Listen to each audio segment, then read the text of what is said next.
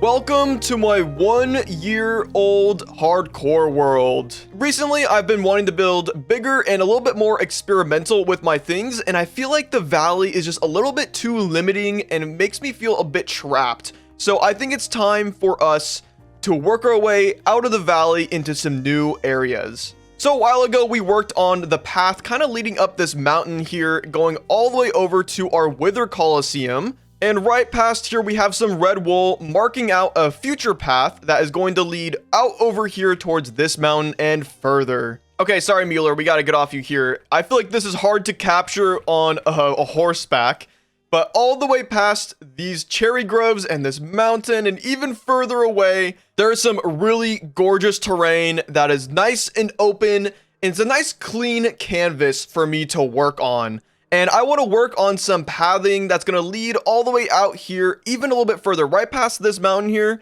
is right where I want to be working. And there's some really flat, beautiful meadow terrain that is just calling my name. Look at this terrain. Oh my God.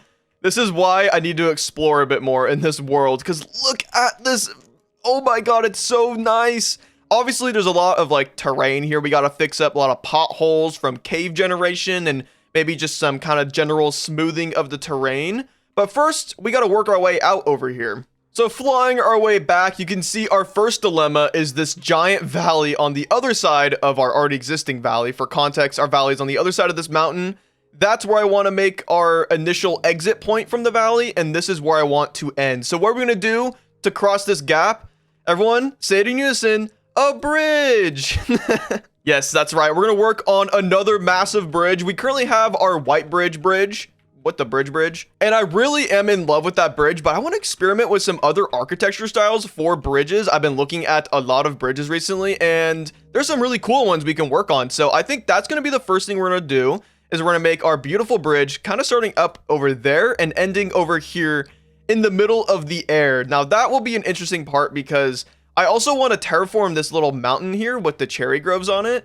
It's a little bit of a smaller mountain than I'd like it to be, and I think we can make a really cool mountain in the future to kind of help support the bridge leading up to like kind of this empty, cliff face that's going to be kind of coming up against. And then we'll probably wrap around some pathing going along the cherry groves here and kind of wrapping through the rest of the terrain until we get all the way over to our destination. So let's not get ahead of ourselves. Of course, the first thing we got to do if we're going to build a big build like this is we need resources. So it's time to do some resource gathering. So I spent the next few hours mining a bunch of deep slate, about 5 shulkers worth of deep slate. And I did this all on a little bit of a live stream, cheeky little plug, turn on notifications for when I go live on YouTube. Then I also mined a little bit of terracotta, crafted it all up into nice cyan terracotta, and did a little bit more crafting, and our resource gathering was complete. Oh, we always love a good Minecraft sunrise. Beautiful. Anyways, we are here at the location for our bridge. We have all of our resources here that we gathered up. I may as well lay out the palette for all of y'all. Let's see. All right, here is our palette going from darkest to lightest, and I really like using the cyan terracotta here to really help bridge the gap between the deep slate and the tough. I feel like just having them side by side, it's just a little bit too much of a jump. Maybe I'm tripping, but I think on a bigger scale, the cyan terracotta actually looks really good with a nice little blend there. And it's also just a nice little bit of variety. Then we also have our prismarine right here, which is going to be our accent block. We're not using a lot of the prismarine in the build. It's more or less, like I said, the accent block. And it'll be a nice little touch to the build. Now, we also have a little bit of terraforming cut out for us. First thing first, I want to kind of get rid of a bunch of the snow right here. I think we're going to cut a nice little pathway out from these little mountains here, just to kind of have a bit more of a leading line towards where the bridge is, and it's a bit more obvious on what direction you need to go to get to the bridge. Because going over the hill, it's not entirely intuitive. Obviously, there's no path right now or nothing, but I just think it'd be nice to clear out a little bit of terraforming here, not have to deal with all the snow as well, because we'll be just below the snow layer when it rains and everything. And then we'll connect up to the other side of the mountain here. Now, the bridge will be hanging off, and there'll be like a kind of a sheer little end to the bridge. So we're also going to do a little bit of terraforming. We'll do that after we make the bridge. I'm very excited to work on this thing. We're going to have a nice big old arch going from pretty much right there, I think, to somewhere around where these trees are. And then we have a bunch of smaller arches on the sides. I'm really excited for this bridge design. I loved it so much. I found it online and I thought it was a very sick bridge. All right, this bad weather might be a good cue to begin working on the bridge. So as always, sit back, relax, and enjoy the montage.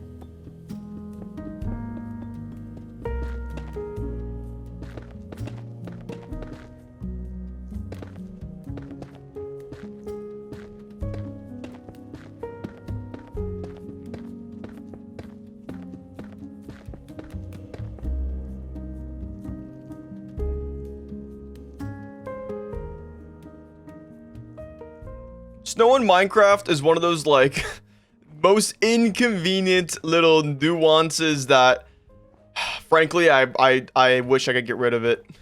And now it's getting nighttime too. Great. There we go. Good freaking morning, everyone. We have completed our little bridge over here. Look at this. I love the leading lines of the little rails on the side here. The pattern on the top of the bridge is just kind of mesmerizing. Little accents of the little bit of glazed terracotta there. Oh, we are a big fan of glazed terracotta around here. Oh, forgot a stone block. But the bridge itself is quite big and long and dark with a little bit of prismarine in there. And I am absolutely in love with the arches that we come up with. Excuse me. I'm very much in love with the arches that we have going on here. This is a great angle to view this from. The one big arch here with a little bit of an interesting curve, kind of connecting up the whole two different sides of it with some smaller arches right here and even smaller ones on the in-between. Oh, I love this. When I was doing my research for bridges, I noticed that a lot of bridges are not nearly as solid as I once thunk. If we go over to the White Bridge, you can see that it's a little bit more chunky. You can see, oh, still missing that block. You can see it's a lot more solid and we have a lot more of like a foundation here. Maybe not foundation, but just like the bridge part, the actual part that you walk on is quite thick compared to the rest of the bridge. But I mean, White Bridge obviously very much works. I love how this looks in our world, but our new bridge that we won't see as frequently from the side because we built it on this crazy 45-degree angle. Oh, but I love it so much. Getting essentially two different angles going on here because we have, you know, this big old arch and this angle, just like, oh, it was such a crazy design experience working on this thing. I'm very much in love with it. We have one problem though. At this end, it is just a sheer drop off into nothingness. So I think it's probably worth working on a little bit of terraforming to kind of help smooth this area out and transition it into the eventual path that'll kind of snake along the side of the cherry groves here and go out into the distance past the cherry grove out there. So for this mountain, I'm thinking I want a little bit of a peak, not nearly as tall as this mountain over here. And I don't want it to like be too dominant in the area, but I definitely want it to help kind of lead a focal length. I'm getting too camera over here. I want the mountain to help frame a better exit out into the rest of our terrain out here. And I think like having a nice leading line to an eventual, maybe a build out over here in the cherry grove. I'm not sure what it's going to be. I have some ideas cooking up, but yeah, I think just some terraforming will really help make this bridge feel a lot more involved in the world. And I'm very much excited to begin working on it. So I say, let's just get cracking on it. No time to waste. I'll see you guys after the mountain is finished.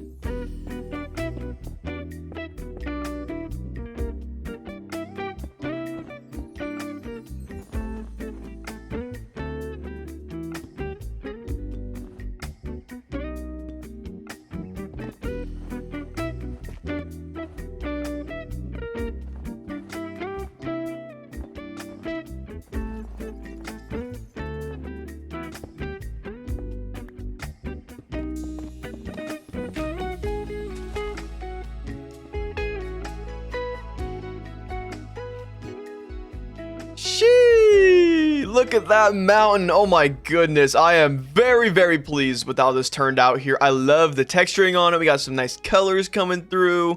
I like using deep slate on my mountains because, you know, normal Minecraft mountains are made of stone like this guy.